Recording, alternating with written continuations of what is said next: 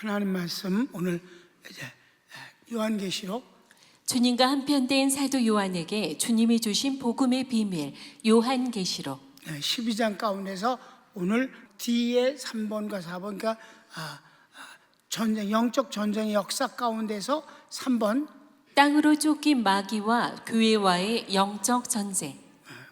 그러니까 보좌에서 공중으로, 공중에서 땅으로 쫓겼다는 것을 했어요. 그러면 이 땅으로 쫓겨난 마귀가 땅에서 그럼 뭐하러 할까? 땅에서는 교회와 성도와 전쟁을, 영적 전쟁을 하는 거예요.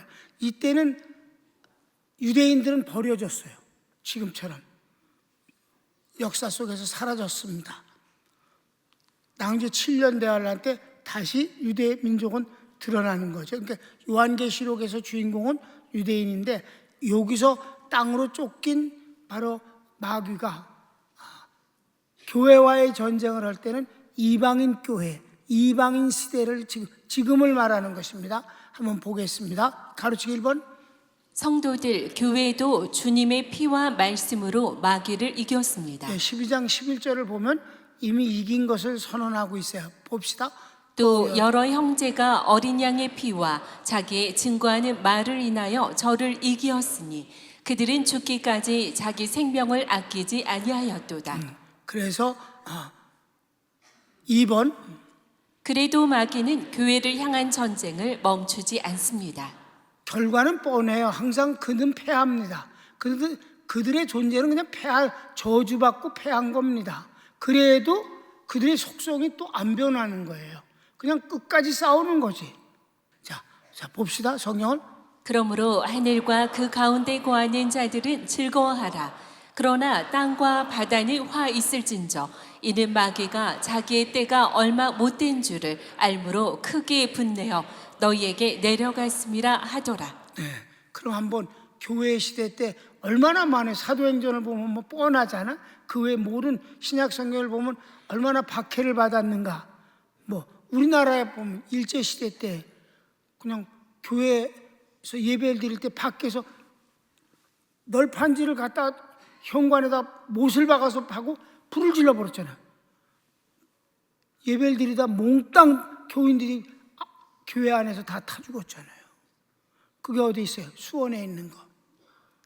그래서 일본에 있는 교회가 와서 그 교회를 아주 잘 지어줘서 짓고 눈물로 회개를 하고 용서해달라고 하는 그런 역사도 있습니다. 오야마 레이지라는 여러분 담임 목사하고 아주 친하게 같이 지내면서 일본 선교를 했던 바로 그분입니다. 자, 동그라미 1번. 박해. 몇 군데만 그냥 보는 거야. 성경을 읽읍시다. 사도행전 5장. 대제사장과 그와 함께 있는 사람, 즉 사두개인의 당파가 다 마음에 시기가 가득하여 일어나서 사도들을 잡아다가 옥에 가두었더니 주의 사자가 봄에 옥문을 열고 끌어내어 가로되 가서 성전에 서서 이 생명의 말씀을 다 백성에게 말하라 하매 저희가 듣고 새벽에 성전에 들어가서 가르치시더니. 아멘. 죽는 모습도 성경에 나와요. 2번. 죽임. 성경을 읽읍시다. 저희가 이 말을 듣고 마음에 찔려 저를 향하여 이를 갈거늘 스데반이 성령이 충만하여 하늘을 우러러 주목하여 하나님의 영광과 및 예수께서 하나님 우편에 서신 것을 보고 말하되 보라 하늘이 열리고 인자가 하나님 우편에 서신 것을 보노라 한데 저희가 큰 소리를 지르며 귀를 막고 일심으로 그에게 달려들어 성 밖에 내치고 돌로 칠세 증인들이 옷을 벗어 사울이라는 청년의 발 앞에 두니라. 이건 첫 번째 순교자예요. 예수님 돌아가시고 난 후 첫 번째 순교자가 스데반이고 두 번째 순교자는 사도 중에 하나 야고보입니다. 자, 봅시다. 야고보. 그때에 헤롯 왕이 손을 들어 교회 중 몇 사람을 해하려 하여 요한의 형제 야고보를 칼로 죽이니. 아멘. 역사 속에서 마귀는 꼭 사람을 통해서 그 일들을 해요. 공산주의에 의해서 얼마나 많이 죽었고 또 천주교가 죽인 숫자는 로마 정권보다 더 많이 죽였어요. 천주교가 기독교인들을 죽인 숫자가 그렇게 많습니다. 뭐 로마 정권도 죽이고 우리나라 같으면 공산주의에 의해서 죽이고, 여러분 59년도에 전쟁 끝나고 59년입니다. 김일성이는 북한에 기독교가 말살되었음을 선언합니다. 9월 10일인가 9월 달에 그 말살되었음을. 그러니까 북한에는 기독교가 하나도 없다라고 말살했을 때 북한에 있는 모든 사람들이 조선민주주의 인민공화국 만세를 불렀고 김일성이 만세를 불렀어요. 교회가 다 없어졌다고 선언했을 때 그들은 만세를 불렀다 이 말입니다. 그네들이 어떻게 축복을 받겠어? 그래 안 그래 여러분? 내가 그랬다고 그랬잖아. 지난번에 어떤 전라도 목사님이 나한테 전화 왔을 때 얘기했을 때 너희들이 뭘 선택했냐? 저주를 선택했기 때문에 저주를 받는 걸 갖고 왜 하나님을 원망하느냐? 하나님도 너무하시지 않냐? 몇십 년 동안 우리의 기도를 어떻게 아니 너희들이 선택을 할 기회를 하나님이 주셨어. 아주 충분한 시간을 많이 주셨다. 그렇지 않습니까? 45년부터 50년까지 5년 동안의 기회를 주셨어요. 이미 그쪽은 공산 국가가 세워지는 걸 다 알았어요. 그들이 예수를 대적하는 것도 전부 다 알았어요. 그리고 59년에 하나도 없다라고 선언을 해버릴 만큼 그렇게 되어질 때까지, 50년 때까지 왜 주님을 선택하지 아니했는가? 그 결과가 그런 거죠, 여러분. 그렇습니까? 네, 그래요. 그런 것이 있었어요. 그 다음에 이제 유대민족에 대해서 갑시다. 4번. 유대민족과 마귀와의 전쟁. 가로치기 1번. 언제냐? 언제? 시작. 역사의 마지막 환란 때 비로소 하나님의 자녀가 된 유대인들을 향해 마귀는 최고의 공격을 가합니다. 12장 13절입니다.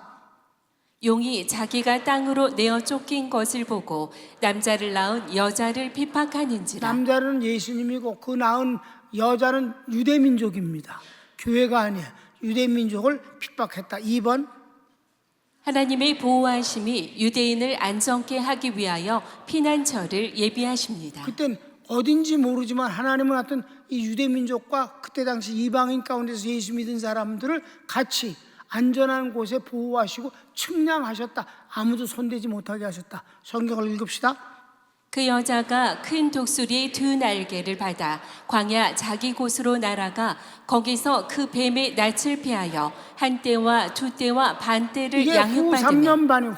한때, 두 때, 3년, 반 때, 후 3년 반 동안을 하나님이 그들을 보호하신다는 뜻입니다. 그래서 여자의 뒤에서 뱀이 그 입으로 물을 강같이 도하여 여자를 물에 떠내려가게 하려 하되 땅이 여자를 도와 그 입을 벌려 용의 입에서 토한 강물을 삼키니 유월시키시는 거예요. 절대 보호하시고 절대로 그들에게 내어주지 아니하신다. 절대적이다. 하나님의 보호하심은. 그 다음에 3번. 전쟁마다 패하는 마귀는 영적 전쟁을 포기하지 않습니다. 항상 지면서 끝까지 싸운다 이 말입니다. 그리고 회개도 하지 않죠. 자, 12장 17절. 용이 여자에게 분노하여 돌아가서 그 여자의 남은 자손 곧 하나님의 계명을 지키며 예수의 증거를 가진 자들로 더불어 싸우려고 바다 모래 위에 섰더라. 끝까지 싸우려고 한다. 여자의 후손은 그 여자 유대민족을 여기선 주인공으로 말하는 거예요. 계시록 16장 8절, 9절 그리고 11절을 보면 이게 마지막 하나님이 재앙을 내리시는 그 대접 재앙에서 나타나는 모습이에요. 같이 보십시다. 넷째가 그 대접을 해에 쏟음에 해가 권세를 받아 불로 사람들을 태우니 사람들이 크게 태움에 태워진지라.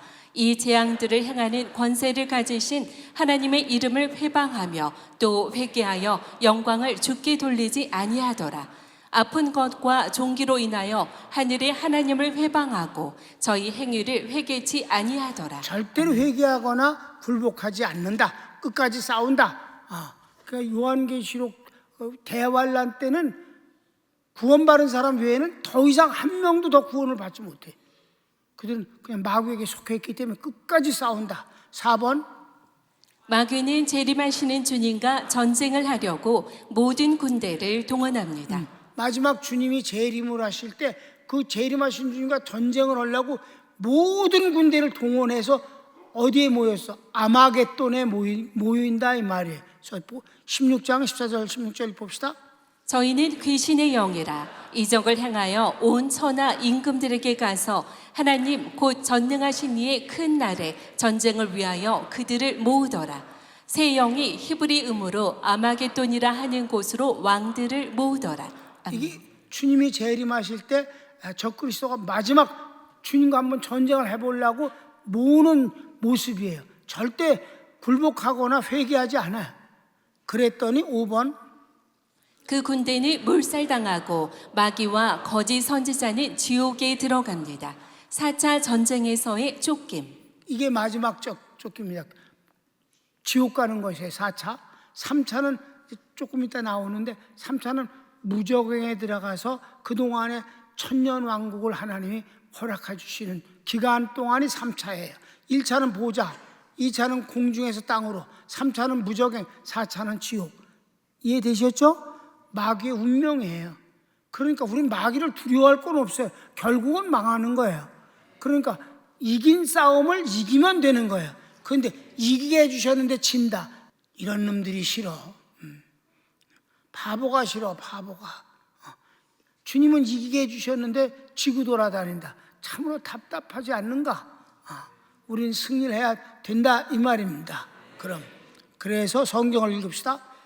또 내가 보매 그 짐승과 땅의 임금들과 그 군대들이 모여 그 말탄 자와 그의 군대로 더불어 전쟁을 일으키다가 짐승이 잡히고 그 앞에서 이적을 행하던 거짓 선지자도 함께 잡혔으니 이는 짐승의 표를 받고 그의 우상에게 경배하던 자들을 이적으로 미혹하던 자라. 이 둘이 산채로 유황불 붙는 못에 던지우고 그 나머지는 말탄 자의 입으로 나오는 검의 죽음에 모든 새가 그 고기로 배불리우더라. 아멘. 이게 이제 12장 전체를 마무리한 거예요. 한번 결혼을, 왜냐하면 12장이 제일 중요하다고 그랬잖아요. 여러분은 왜 신학자들이 이렇게 헷갈릴까요? 이상해요. 간단하게 명백한데 왜 헷갈릴까요? 여러분, 길을 아는 사람이 쉽지, 아는 사람은 복잡한 데서도 잘 가. 맨날 댕기던 길로 눈 감고도 댕겨. 근데 모르면 그게 정말 힘든 거야. 자, 결어를 읽어봅시다. 마귀보다 더 끈질기고 포기를 모르고 완성하시는 분이 계십니다. 하나님이십니다. 이 일부러 제목을 이렇게 해서 하나님은 더 끈질겨. 마귀가 끝까지 회개 안 하고 끝까지 싸워. 하나님은 더 어려. 그렇기 때문에 유대인들도 이방인들도 다 구원을 얻는 거예요. 하나님처럼 끈질긴 분은 없어요. 절대 포기를 모르시는 분이야. 자, 그래서 유대인의 구원이 그것입니다. 오늘 본문의 유대인 구원은 하나님의 인내를 보여주십니다. 얼마나 오랫동안 기다려. 이방인 시대 유대인들이 다시 나라를 세운 것만도 1878년 만에 되었다니까. 그리고 지금 77년이 지났어. 지금 앞으로 얼마나 더 되는지는 잘 몰라요. 아무튼 2번, 예수께서 십자가에서 죽으실 때 유대인들은 주님을 버렸습니다. 심판을 자처하기도 했습니다. 3번, 성령님께서 오순절에 오시고 교회가 탄생되며 복음이 전파되면서 이방인의 시대가 시작됩니다. 계속. 유대인은 AD 70년 로마에 의해 나라가 무너진 뒤 이스라엘 국가는 세계 역사에서 사라집니다. 1878년 동안 세계를 떠돌며 온갖 수모와 박해를 받았고 히틀러에 의한 600만 명 가스실의 죽음은 인류 역사의 참혹한 기록입니다. 그런 이스라엘이 1948년 5월 14일에 유엔에 의해 광복된 것은 하나님의 섭리입니다. 믿습니까? 여러분, 어떤 민족이 1878년 동안 없어졌다가 도로 생기느냐고. 그런 일은 없는 거예요. 원나라가 청나라가 다시 생기느냐고. 명나라가 안 생기는 거지. 그런데 이 어마어마한 세계 속에서 다시 나라가 회복돼서 그 땅도 똑같은 데를 찾아와서 그렇게 세워졌다. 놀라운 일에. 5번. 이방인들에 의해 세워진 기독교가 그동안 유대인과 이스라엘 국가에 대해 무관심과 무시의 모습이 성경 해석에도 영향을 미칩니다. 이건 내 주석이에요. 이방인 시대가 오니까 유대인들은 지워지니까 그들을 아주 버린 것 같이, 하지만 절대 그래서는 안 된다는 거예요. 왜? 그 이유가 뭔데? 6번. 그러나 기독교가 유대인을 소홀히 여겨서는 안 되는 이유가 많습니다. 초대교회 창립은 유대인에 의하여이며 이방인들에게 선교한 것도 그들을 통해서이고 영원한 하나님 말씀 성경도 유대인 사도들에 의해 쓰여졌습니다. 있습니까? 그럼 기독교는 유대인에 의해서 만들어진 거야? 이 이방인 기독교가 유대인에 의해서 만들어졌다면 바울과 그 사도들에 의해서 만들어지지 않았습니까? 그럼 그걸 무시해서는 안 된다는 거지. 그 다음에 마지막, 구약 성경에서는 유일하게 선택받은 유대 민족이 주인공입니다. 예수님도 유대인이십니다. 그래서 12장 1절에 뭐라고 그랬는데, 여인이 하늘의 이적인데 여인이 딱 나타나는데, 그 여인은 뭐 해를 입고 발 밑에 달이 있었다. 해와 달은 뭐예요? 모든 하나님의 창조 섭리에서 우주의 중심입니다. 아멘. 이스라엘 민족은 그렇게 선택되어진 민족이라는 거예요. 저희는 이스라엘 사람이라 저희에게는 양자됨과 영광과 언약들과 율법을 세우신 것과 예배와 약속들이 있고 조상들도 저희 것이요 육신으로 하면 그리스도가 저희에게서 나셨으니 저는 만물 위에 계셔 세세의 찬양을 받으실 하나님이시니라. 아멘. 유대인들을 하나님의 섭리 가운데서 이방인 시대에 저희들이 제외되었을 뿐이지, 그렇다고 해서 이방인이 유대인들을 무시해도 좋다는 말은 아니다 이 말입니다. 7번. 가장 중요한 요인은 하나님의 섭리입니다. 하나님의 약속과 선택은 반드시 이루어집니다. 남은 자 구원은 유대인입니다. 영광 받으실 하나님의 구원 섭리의 완성입니다. 남은 자라는 말이 나와요. 로마서에. 이 남은 자는 아무 데나 갖다 써먹는 게 아니에요. 유대민족을 하나님이 구원하실 그 7년 대환란 때 구원받는 유대민족을 남은 자라고 하셨다는 걸 알아야 돼. 동경에다가 지교회를 세운다고 해서 미천이 지교를 그냥 교회를 개척한다고 그래. 그런 얘기를 하면서 그랬더니, 그래서 왜 세웠는데, 그러니까 일본의 남은 자를 구원하려고 그래. 무슨 일본의 남은 자가 있어? 그건 아니지. 그냥 일본에 있는 한국 사람들에게 복음을 전하는 것이면 됐지. 그렇지 않습니까?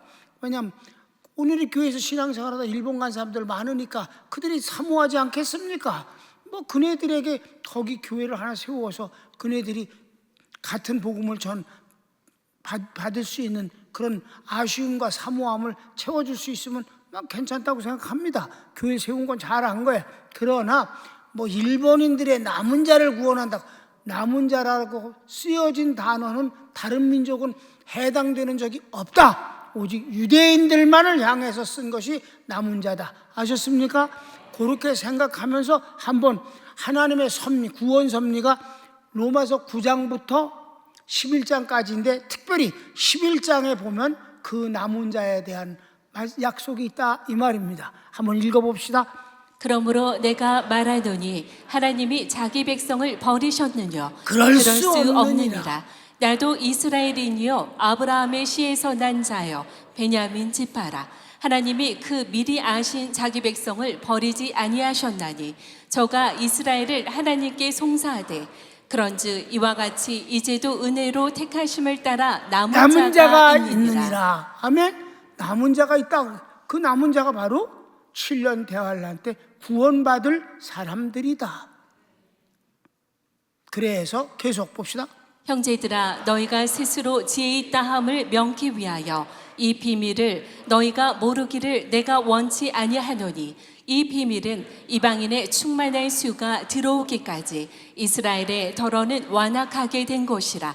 그리하여 온 이스라엘이 구원을 얻으리라 기록된 바 구원자가 시온에서 오사 야곱에게서 경건지 않은 것을 돌이키시겠고 내가 저희 죄를 없이 할 때에 저희에게 이루어질 내 언약이 이것이라 함과 같으니라. 그래서 이방인의 수가 다 차면은 마침내 이스라엘 백성들을 구원하시는 역사, 남은 자를 구원하시는 역사가 이루어진다는 말씀입니다. 아멘. 8번. 7년 대환란 중 유대민족을 한꺼번에 구원하신 하나님께서 저들에게 주신 선물이 천년 왕국입니다. 천년 왕국은 이스라엘 민족이 하나님께 버림받은 세월에 대한 보상이며 그 내용은 에덴 동산의 복원입니다.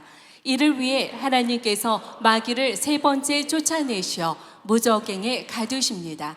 하나님은 이스라엘을 영원히 버리심이 아닙니다. 이방인을 구원하시기 위함이며 마침내 유대인도 선택받은 사람은 구원을 받습니다. 결어가 좀 길지만 이렇게 해서 마무리를 함으로 12장이 뭐라고 그랬어요? 이스라엘 민족과 마귀와의 영적 싸움의 역사를 우리는 보았다 이 말입니다. 언제부터? 에덴 동산에서부터 1차 쫓길 때부터 시작하여. 아멘? 그래서 약간 재밌는 발상이지만 아담과 하와가 무슨 언어를 썼을까? 나는 히브리어를 썼다고 생각해. 아니 나중에는 언어를 하나님께서 혼잡하게 하셨다고 그랬었는데 아브라함 히브리어 썼잖아. 다윗도 히브리어 썼고 예수님도 히브리어 썼고 그잖아요. 구약 성경이 다 히브리어로 써 있고. 근데 정말 하나님은 놀라우신 분. 신약은 다 히브리어를 말하는 사도들이 쓰면서도 헬라어로 썼다. 왜? 세계 복음화를 위하여. 그것이 바로 헬라어로 썼더니 그 덕에 이방인들이 예수님을 믿게 됐다. 헬라어로 쓰지 않고 히브리어로 썼으면 신약 성경이 히브리어로 썼으면 못 읽지. 히브리어는 히브리인들만 읽으니까. 그런데 헬라어로 썼기 때문에 이것이 전 세계로 퍼지지 아니하였는가. 하나님의 섭니다. 12장 유대민족과 마귀와의 영적 싸움의 역사를 우리가 봤습니다. 거기서 가장 중요한 건 여인은 유대민족이지 교회가 아니다. 교회라고 그러면 헷갈리기 어려운 것이 이미 그 유대민족과 상대로 해서 박해를 받고 영적 싸움에 계속 싸움을 이어갔던 그 역사에 6나라가 있었는데 그 나라들이 다른 나라에서는 무슨 상관이 있겠냐고. 한국하고 애굽하고 무슨 상관이야? 헬라하고 무슨 상관이야? 한국이 미국하고 메데파사하고 무슨 상관이야? 그렇습니까? 이스라엘이 관계했던 나라들이기 때문에 이스라엘과의 싸움이라고 하는 것이 맞지 교회라고 해서는 안 된다. 그것만 알면 되는 게. 그러니까 어떤 질문에도 자신 있게 대답할 수 있게 하기 위해서 자세하게 공부했고 결어도 이렇게 길게 마무리를 이렇게 한 거예요. 그러니까 여러분이 그렇게 이해하시고 용서해 주시고 지루한 공부를 잘 맞추게 해주셔서 감사합니다. 여기까지. 자, 손 모으고 한번 기도할까요? 이런 하나님의 구원 섭리를 보면서 나 같은 것을 이런 걸 보면 나 같은 것을 하나님이 미리 아신 자를 택하시고 택하신 자를 부르시고 부르신 자를 의롭다 하셨다. 그리고 영화스럽게 하셨다. 천국까지. 하나님 나 같은 것이 무엇이고 한데 하나님이 미리 아시고 택하시고 부르셔서 그렇게 의롭다 하시고 지금도 함께 하시고 천국까지 가는 영원히 함께 하시는 영광의 사람으로 만들어 주셨습니까? 그저 잘 모르겠습니다마는 하나님의 은혜에 감사할 뿐입니다. 이거를 당연히 여기지 아니하겠습니다. 이 놀라운 구원 섭리에 이 놀라운 역사 가운데 제가 주인공이 된 것을 그저 감사할 뿐입니다. 다 같이 주여 한번 부르기도 합시다. 주여.